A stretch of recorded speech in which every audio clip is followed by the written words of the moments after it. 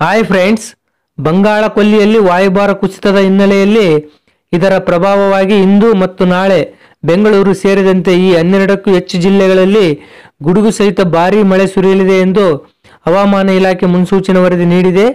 ಇಂದು ಯಾವ ಯಾವ ಜಿಲ್ಲೆಗಳಲ್ಲಿ ಮಳೆ ಬರಲಿದೆ ಎಂಬುದನ್ನು ಈ ವಿಡಿಯೋದಲ್ಲಿ ನಾವು ಸಂಪೂರ್ಣವಾಗಿ ಮಾಹಿತಿಯನ್ನು ನೀಡಿದ್ದೇವೆ. ಈ ವಿಡಿಯೋವನ್ನು ಲೈಕ್ ಮಾಡಿ, ತಪ್ಪದೆ ನಮ್ಮ ಚಾನಲ್ ಸಬ್ಸ್ಕ್ರೈಬ್ ಮಾಡಿ. ಬೆಂಗಳೂರಿನಲ್ಲಿ ಬೆಳಿಗ್ಗೆಯಿಂದಲೂ ಬಿಸಿಲಿನ ತಾಪಮಾನ ಮುಂದುವರಿಯಲಿದೆ.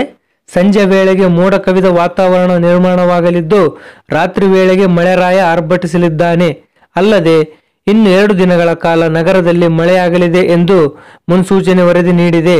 ಈಗಾಗಲೇ ಬೆಂಗಳೂರು ಸೇರಿ ಚಾಮರಾಜನಗರ, ಕೊಡಗು, ಮೈಸೂರು, ದಕ್ಷಿಣ ಕನ್ನಡ ಜಿಲ್ಲೆಯ ಕೆಲವು ಕಡೆ, ಉಡುಪಿ, ಚಿಕ್ಕಮಗಳೂರು, ಹಾಸನ ಸೇರಿದಂತೆ ಹಲವು ಜಿಲ್ಲೆಗಳಲ್ಲಿ ಮಳೆಯಾಗುವ ಸಾಧ್ಯತೆಗಳಿವೆ ಎಂದು ಹವಾಮಾನ ಇಲಾಖೆ ತಿಳಿಸಿದೆ.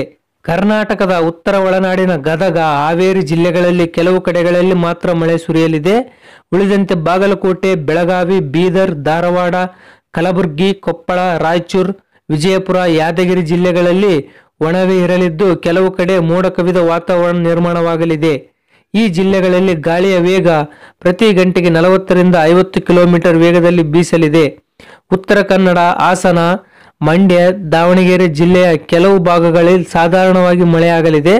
ಬೆಂಗಳೂರು ನಗರ, ಬೆಂಗಳೂರು ಗ್ರಾಮಾಂತರ, ಚಾಮರಾಜನಗರ, ಚಿಕ್ಕಬಳ್ಳಾಪುರ, ಕೋಲಾರ, ರಾಮನಗರ ಜಿಲ್ಲೆಗಳಲ್ಲಿ ಸಾಧಾರಣಕ್ಕಿಂತ ಹೆಚ್ಚಿನ ಮಳೆಯಾಗಲಿದೆ ಎಂದು ಹವಾಮಾನ ಇಲಾಖೆ ಮುನ್ಸೂಚನೆ ನೀಡಿದೆ. ಗಾಳಿಯು ಪ್ರತಿ ಗಂಟೆಗೆ 40ರಿಂದ 50 ಕಿಲೋಮೀಟರ್ ವೇಗದಲ್ಲಿ ಬೀಸಲಿದೆ ಎಂದು ಸೂಚನೆ ನೀಡಿದೆ. ಬಂಗಾಳ ಕೊಲ್ಲಿಯಲ್ಲಿ ವಾಯುಭಾರ ಕುಸಿತ ಹಿನ್ನೆಲೆಯಲ್ಲಿ ರಿಮಾಲ್ ಚಂಡಮಾರುತ ಪ್ರಭಾವವಾಗಿ ದಕ್ಷಿಣ ಭಾರತದ ರಾಜ್ಯಗಳ ಮೇಲೆ ಪ್ರಭಾವ ಬೀರಲಿದೆ.